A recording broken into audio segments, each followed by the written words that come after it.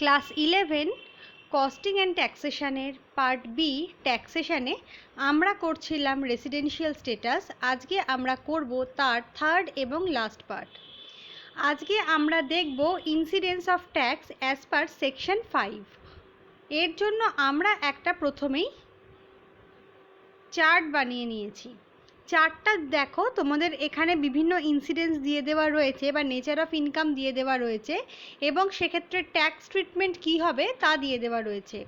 আমরা জানি রেসিডেন্টের দুটো ভাগ থাকে, একটা রেসিডেন্ট অ্যান্ড অর্ডিনারিলি রেসিডেন্ট, একটা resident but not ordinarily resident, আর আরেকটা থাকে আমাদের নন রেসিডেন্ট। আমরা যখন আলোচনা শুরু করব নিজেদের মনে রাখার জন্য একটা কথাই মনে রাখবো, আমাদের ইনকাম যদি বাইরে অ্যাক্রু বা অ্যারাইজ হয় এবং সেক্ষেত্রে যদি সেই ইনকামটা আমরা দেশে পাই, বা যদি রিভার্স সিচুয়েশন হয় যে আমাদের দেশে ইনকামটা অ্যাক্রু বা অ্যারাইজ হচ্ছে সেটা আমরা বিদেশে বসে পাচ্ছি, দুটো ক্ষেত্রেই কিন্তু আমাদের সবার ক্ষেত্রেই ট্যাক্সেবল হবে। মানে সেখানে তারা রেসিডেন্ট না নন রেসিডেন্ট সেটা কিন্তু আমরা ক্যালকুলেট করব না বা জাজ করব না। আমাদের সমস্যা হচ্ছে যে ক্ষেত্রে আমাদের ইনকাম রিসিভড এবং অ্যাক্রুড দুটোই আউটসাইড ইন্ডিয়া হবে, কিন্তু যে বিজনেস বা যে প্রফেশনের জন্য আমরা সেটাকে পাচ্ছি সেটা আমাদের কন্ট্রোলড হবে উইদিন ইন্ডিয়া থেকে, তখন শুধুমাত্র যেহেতু ইন্ডিয়ার বিজনেস বা ইন্ডিয়ার প্রফেশন, তাই রেসিডেন্টরাই শুধু ট্যাক্সেবল হবে, নন রেসিডেন্ট কিন্তু ট্যাক্সেবল হবে না। রেসিডেন্টের মধ্যে আমরা জানি দুটো পার্ট, একটা অর্ডিনারিলি রেসিডেন্ট, একটা নন অর্ডিনারিলি রেসিডেন্ট, তাহলে দুজনেই কিন্তু সেক্ষেত্রে ট্যাক্সেবল হবে। নেক্সট সিচুয়েশান, যখন আমাদের ইনকাম রিসিভ এবং অ্যাক্রু হবে আউটসাইড ইন্ডিয়ায় এবং যে ক্ষেত্রে বিজনেসটা আমাদের আউটসাইড ইন্ডিয়া থেকেই কন্ট্রোলড হবে বা প্রফেশনটা সেট আপ হবে আউটসাইড ইন্ডিয়াতে, তাহলে সেক্ষেত্রে যারা আমাদের রেসিডেন্ট নন কিংবা রেসিডেন্ট কিন্তু অর্ডিনারি রেসিডেন্ট নন, তারা ট্যাক্সেবল হবেন না। শুধুমাত্র রেসিডেন্ট এবং অর্ডিনারিলি রেসিডেন্ট যারা থাকবেন তারাই ট্যাক্সেবল হবেন। And the last situation is, আমাদের ইনকামটা যখন রিসিভ বা অ্যাক্রু হবে আউটসাইড ইন্ডিয়ায় এবং যেটা আমরা পরবর্তীকালে বা কারেন্ট ফিনান্সিয়াল ইয়ারে তার রেমিটেন্স পাবো, সেরকম যদি সিনারিও হয় তাহলে সেক্ষেত্রে কিন্তু কেউই আমাদের ট্যাক্সেবল হবেন না, কারণ আমরা জানি রেমিটেন্সের ওপর কিন্তু ট্যাক্স চার্জ করা হয় না। সেটাই তোমাদের নিচের নোটে দেখো বলে দেওয়া রয়েছে, income is accrued or arise at a place where the source of income is situated. For example, salary income source is situated at the place where the service are rendered. মানে আমাদের ইনকামের অ্যাক্রু বা অ্যারাইজ বলতে আমরা সেই জায়গাকে বুঝবো যেখান থেকে আমাদের ইনকামটা জেনারেট হচ্ছে। যেমন আমাদের মনে করো স্যালারি ইনকাম বলতে আমরা সেই প্লেসটাকে বুঝবো বা সেই সোর্সটাকে বুঝবো যার জন্য কিন্তু আমাদের স্যালারিটা জেনারেট হবে। সুতরাং আমরা একটা জিনিস মনে রাখলাম, আমাদের যদি দুটোই দেশে হয় বা দুটোই বিদেশে হয়ে থাকে সেক্ষেত্রে আমাদের সবার জন্য ট্যাক্সেবল হবে। যদি সেক্ষেত্রে আমাদের দেশের বিজনেস বা প্রফেশন কন্ট্রোলড হয়ে থাকে তাহলে শুধুমাত্র আমাদের ক্ষেত্রে যারা রেসিডেন্ট আছেন তারাই ট্যাক্সেবল হবেন, তার নেচার সেখানে ভাগ করবার দরকার নেই। কিন্তু যদি সেটা সেই বিজনেস বা প্রফেশনটা আউটসাইড ইন্ডিয়া থেকে আমাদের কন্ট্রোলড হন তাহলে শুধুমাত্র রেসিডেন্ট এবং অর্ডিনারিলি রেসিডেন্ট যারা থাকবেন তারাই ট্যাক্সেবল হবেন, বাকি কিন্তু আর কেউ ট্যাক্সেবল হবেন না। আচ্ছা, সুতরাং আমরা এখানে বলতে পারবো যে ভারতবর্ষে প্রাপ্ত বা ভারতে প্রাপ্ত হয়েছে বলে বিবেচিত আয় যদি হয় তাহলে তার করযোগ্যতা কিন্তু সবার ক্ষেত্রেই সমান হবে। ভারতে অর্জিত বা উদ্ভূত বা ভারতের অর্জিত বা উদ্ভূত হিসেবে বিবেচিত আয় যদি ভারতের বাইরেও প্রাপ্ত হয় তাহলেও কিন্তু আমাদের সবাই ট্যাক্সেবল হবেন। বাকি দুটো সিচুয়েশান যা বললাম আশা করি বুঝতে পেরেছো। এবারে আমরা দেখব ইনকাম রিসিভড ইন ইন্ডিয়া বলতে আমরা কি বুঝি। Income received in India is taxable in all cases whether accrued in India or elsewhere, irrespective of residential status of the assessee. Therefore, it is significant to know the meaning of income received in India. If the place where the recipient gets money on first occasion under his control is in India, it is said to be income received in India. তাহলে কি বলেছে যে আমাদের যে income সেটা India অ্যাক্রু হোক বা অন্য কোথাও অ্যাক্রু হোক, সেটা যদি আমরা দেশে পেয়ে থাকি তাহলে কিন্তু আমাদের রেসিডেন্সিয়াল স্ট্যাটাস যাই হোক না কেন আমরা ট্যাক্সেবল হব। তাই আমাদের জানার দরকার যে ইনকাম রিসিভড ইন ইন্ডিয়া বলতে আমরা কি বুঝে থাকি। ইনকাম রিসিভড ইন ইন্ডিয়া বলতে আমরা সেই জায়গাগুলোকে বুঝি যেটা একজন রিসিপেন্টের আন্ডার কন্ট্রোল হবে এবং যেটা আমাদের ইন্ডিয়ায় অবস্থিত হবে। যে ক্ষেত্রে আমাদের যে ফার্স্ট ইনকাম জেনারেট হবে সেটা যদি আমাদের ইন্ডিয়ায় হয়ে থাকে তাহলেই আমরা তাকে বলবো ইনকাম রিসিভড ইন ইন্ডিয়া। এক্ষেত্রে আমাদের একটা পয়েন্ট মনে রাখতে হবে, receipt is different from remittance. Receipt আর রেমিটেন্স কথাটা কিন্তু এক নয়। The receipt of income refers to the first occasion when the recipient get money under his control. Receipt of the income বলতে আমরা বুঝি সেই ক্ষেত্র যেখানে আমাদের ফার্স্ট ইনকামটা জেনারেট হচ্ছে। যেমন মনে করো আমাদের স্যালারি পাচ্ছি, তাহলে স্যালারিটা হচ্ছে আমাদের receipt. Once the amount is received as income at any place outside India, any subsequently remittance or transmission of the amount to India does not result to receipt in India. কিন্তু একবার যে ইনকামটা আমাদের জেনারেট হয়ে গেল তাহলে তার পরবর্তীকালে আমরা যেখানেই সেই টাকাটা ট্রান্সফার করি বা সেটাকে রেমিটেন্স করে থাকি সেটা কিন্তু আমাদের রিসিট হিসেবে কনসিডার্ড হবে না। এবারে আমরা দেখব income deemed to be received in India বলতে আমরা কি বুঝি। আমরা নিচের যে আইটেমসগুলো বলবো সেগুলো কিন্তু আমাদের income deemed to be received in India বলবো এবং এক্ষেত্রে আমাদের সমস্ত অ্যাসেসি তাদের রেসিডেন্সিয়াল স্ট্যাটাস যাই হোক না কেন তারা কিন্তু ট্যাক্সেবল হবেন। The annual accession in the previous year to the balance at the credit of an employee participating in a recognized provident fund to the extent provided in the Income Tax Act. The transferred balance in recognized provident fund to the extent liable to income tax. The contribution made by the employer in the previous year to the account of an employee under a pension scheme notified under section 80 CCD. Tax deducted at source, deemed profit, income from undisclosed sources. এগুলো বুঝতেই পারছো এগুলোকে বাংলায় ওইভাবে বলা সম্ভব নয়, সেই জন্য এই যে সমস্ত কেসেসগুলো রয়েছে সেইগুলো হচ্ছে আমাদের income deemed to be received in India বলে আমরা বুঝতে পারি। এবারে আমরা দেখব income deemed to accrue or arise in India. নিচের যে আমরা ইনকামগুলোর কথা বলবো সেগুলো হচ্ছে আমাদের deemed to accrue or arise in India section 9 যেগুলোকে নিয়ে ডিল করছে।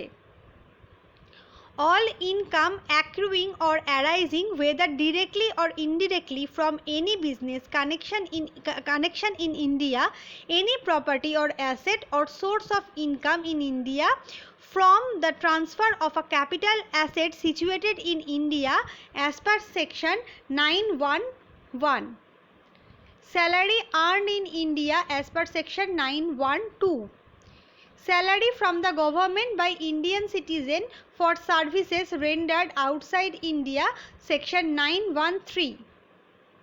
Income from dividend paid by an Indian company outside India 9(1)(4). Income from interest payable by specified person 9(1)(5). Income from royalty 9(1)(6). Income from technical services 9(1)(7). Deemed receipt of gift by non resident 9(1)(8). অর্থাৎ ভারতের বাইরে অর্জিত বা উদ্ভূত আয় প্রত্যক্ষ বা পরোক্ষ যাই হোক না কেন ভারতে অবস্থিত কোনো মূলধনী সম্পত্তি, ভারতে অবস্থিত কোনো সম্পত্তি থেকে বহির্ভূত বা অর্জিত আয় আমাদের এক্ষেত্রে ভারতে অর্জিত বা উদ্ভূত বলে বিবেচিত আয় ধরতে হবে।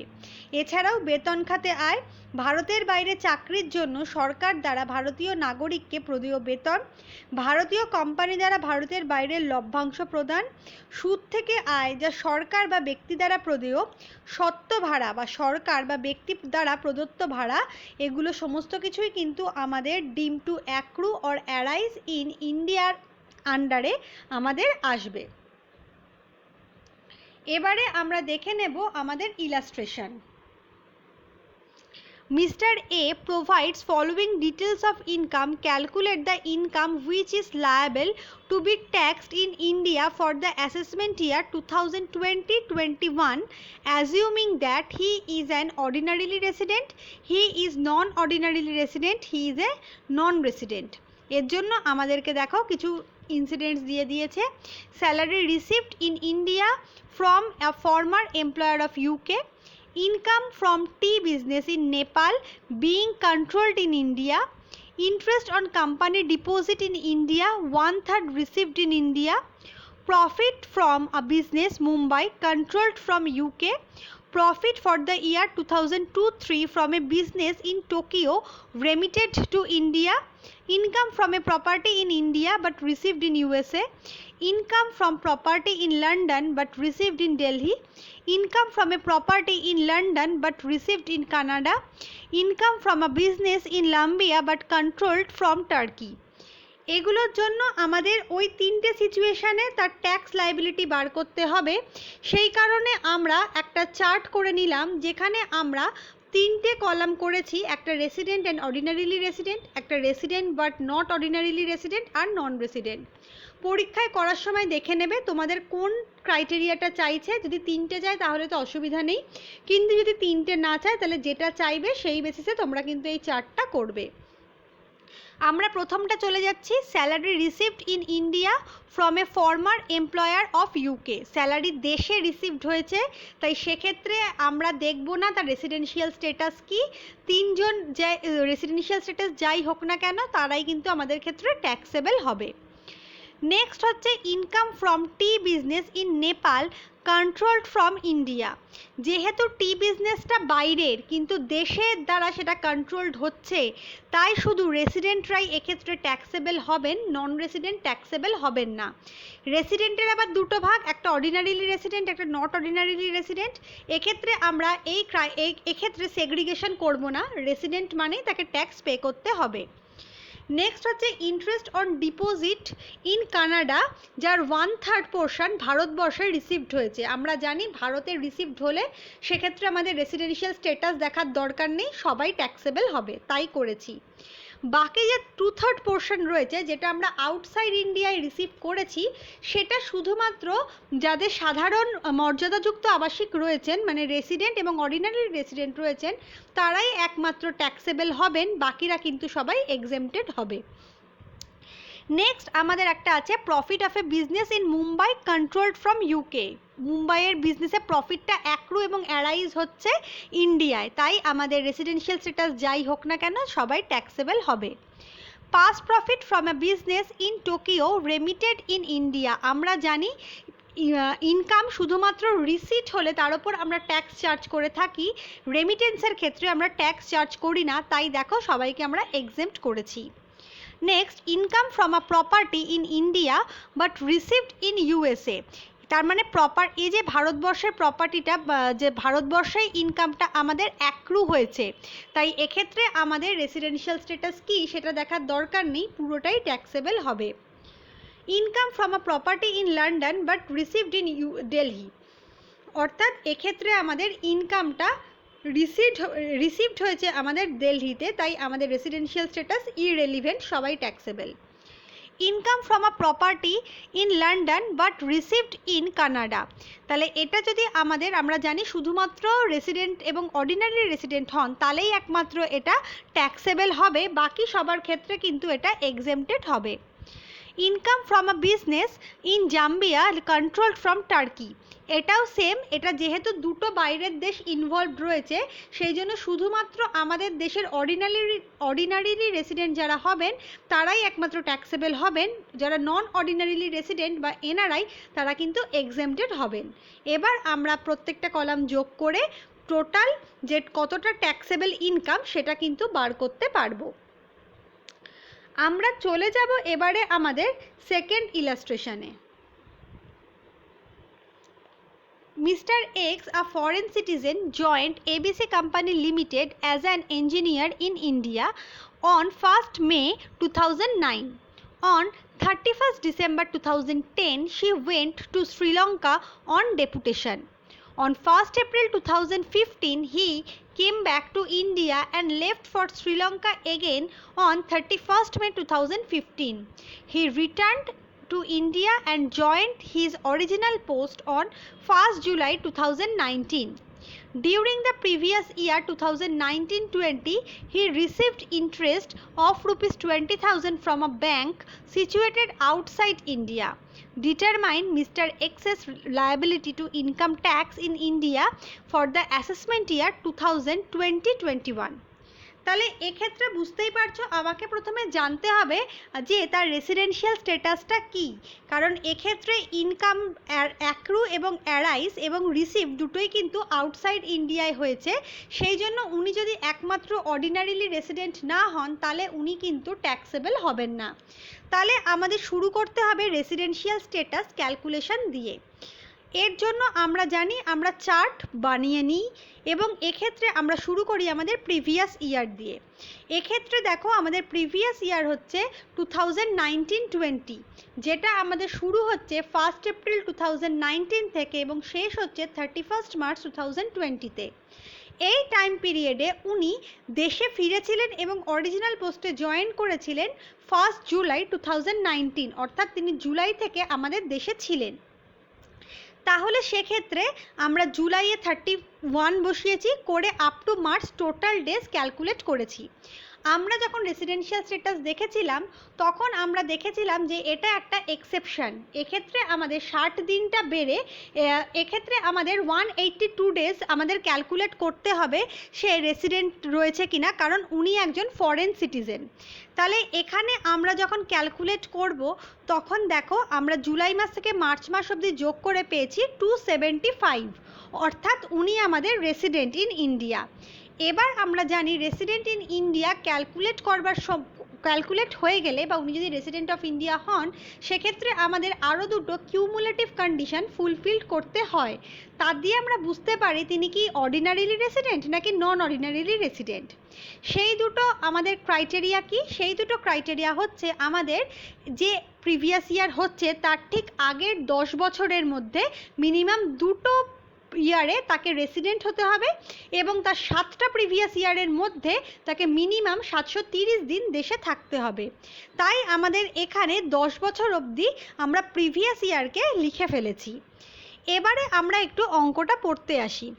তিনি আমাদের দেশে এসেছিলেন 1st মে 2009-এ, অর্থাৎ এটা আমাদের 9-10 এই যে অ্যাকাউন্টিং ইয়ার সেইখানটা আমাদের অ্যাফেক্ট করবে। তাই আমরা একদম লাস্টে চলে যাচ্ছি 9-10 প্রিভিয়াস ইয়ারে, সেখানে আমরা টোটাল ডেজটা মে থেকে উনি ছিলেন এবং তারপর উনি গেছেন 31st ডিসেম্বর 2010-এ, তার মানে উনি এই সময় কিন্তু পুরো টাইমটাই দেশে ছিলেন। অর্থাৎ আমরা 9-10টাকে বসিয়ে সেটাকে কম্পিউট করে ফেলেছি। এরপরে আমরা 10-11 যাব, গিয়ে আমরা সেক্ষেত্রে কম্পিউট করব। উনি দেশ ছেড়েছিলেন 31st ডিসেম্বর 2010, সেই জন্য দেখো এখানে জানুয়ারি মাস থেকে কিন্তু 10-11 প্রিভিয়াস ইয়ারে আমরা ব্ল্যাঙ্ক রেখেছি কারণ উনি দেশে ছিলেন না।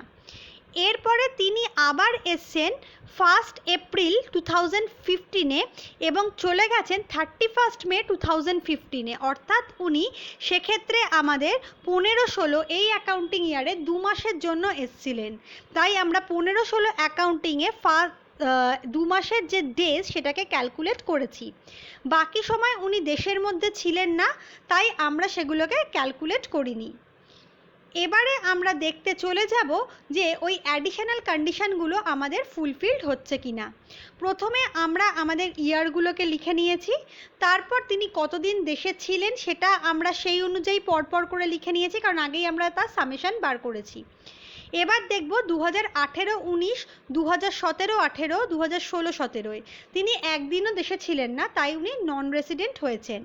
তারপরে তিনি 2015-16 দেশে ছিলেন, মানে 182 দিনের কম ছিলেন তিনি এখানে দেশে, সেই জন্য তিনি এক্ষেত্রে নন রেসিডেন্ট হয়েছেন। উনি মাত্র 61 ডেজ দেশে ছিলেন, যেটা হচ্ছে আমাদের 61 ডেজ তিনি দেশে ছিলেন। তারপরেও দেখো তিনি একদিনও দেশে ছিলেন না, তাই জন্য সেক্ষেত্রে আমাদের যতগুলো দেশে ছিলেন না, সেই জন্য উনি আমাদের নন রেসিডেন্ট হয়েছেন। আমরা ওই সময় দেখেছিলাম যে আমাদের যেদিন ওনার রেসিডেন্সিয়াল স্ট্যাটাসটা আমরা কম্পিউট করব, তার আগে 4টে যে প্রিভিয়াস ইয়ার থাকবে, তার মধ্যে আমাদের 365 দিন মিনিমাম তাকে দেশে থাকতে হবে। কিন্তু তুমি দেখো 2015-16 পরের যে মানে আগের যে 4টে আমাদের প্রিভিয়াস ইয়ার রয়েছে, সেই ক্ষেত্রে তিনি আমাদের একদিনও দেশে ছিলেন না, তাই ওনার স্ট্যাটাস কিন্তু এখানে নন রেসিডেন্ট হয়েছে। এরপরে আমরা ক্যালকুলেট করতে করতে পরের 2010-11 এবং 9-10 গিয়ে পাচ্ছি তিনি resident of India as per section 61A। এবারে আমরা এখানে ক্যালকুলেট করব, সেখানে হচ্ছে আমাকে 7টা অ্যাসেসমেন্ট ইয়ারের প্রিভিয়াস ইয়ারের মধ্যে দেখতে হবে তিনি মিনিমাম 730 দিন দেশে ছিলেন কিনা। এক্ষেত্রে দেখো আমরা 7টাকে কম্পিউট করেছি, করে দেখতে পাচ্ছি তিনি মাত্র 61 দিন দেশে ছিলেন। সুতরাং আমাদের যে দুটো কিউমুলেটিভ কন্ডিশনস রয়েছে, সেই দুটো অনুযায়ী ফার্স্ট ক্রাইটেরিয়া যদিও ফুলফিলড হয়েছে, যে 10টার মধ্যে তিনি দুটোর ক্ষেত্রে রেসিডেন্ট হয়েছেন, কিন্তু সেকেন্ড যে কন্ডিশন যে মিনিমাম 730 দিন তাকে দেশে থাকতে হবে 7টা প্রিভিয়াস ইয়ারের মধ্যে, সেক্ষেত্রে কিন্তু সেটা ফেলড হয়েছে। তাই উনি রেসিডেন্ট হলেও তাকে আমরা কিন্তু অর্ডিনারিলি রেসিডেন্ট ইন ইন্ডিয়া বলতে পারবো না। যেহেতু তিনি resident but not ordinarily resident, সেহেতু যে ইনকামটা বিদেশে অর্জিত এবং উদ্ভূত হচ্ছে এবং বিদেশেই প্রাপ্ত হচ্ছে, তার জন্য কিন্তু তিনি ট্যাক্স পেমেন্ট করবেন না, কারণ সেটা শুধুমাত্রই রেসিডেন্ট এবং অর্ডিনারি রেসিডেন্ট ইন ইন্ডিয়ার ক্ষেত্রে প্রযোজ্য। সুতরাং উনি এখানে আমরা দেখো কনক্লুড করেছি, he is not liable to pay tax on ₹20,000 in India. সুতরাং এটা গেল তোমাদের ওভারঅল ডিসকাশন, কিন্তু লাস্ট অঙ্কটা তোমাদের পরীক্ষায় আসে না, এটা জাস্ট একটা কনসেপ্ট বিল্ডিং প্রবলেম ছিল।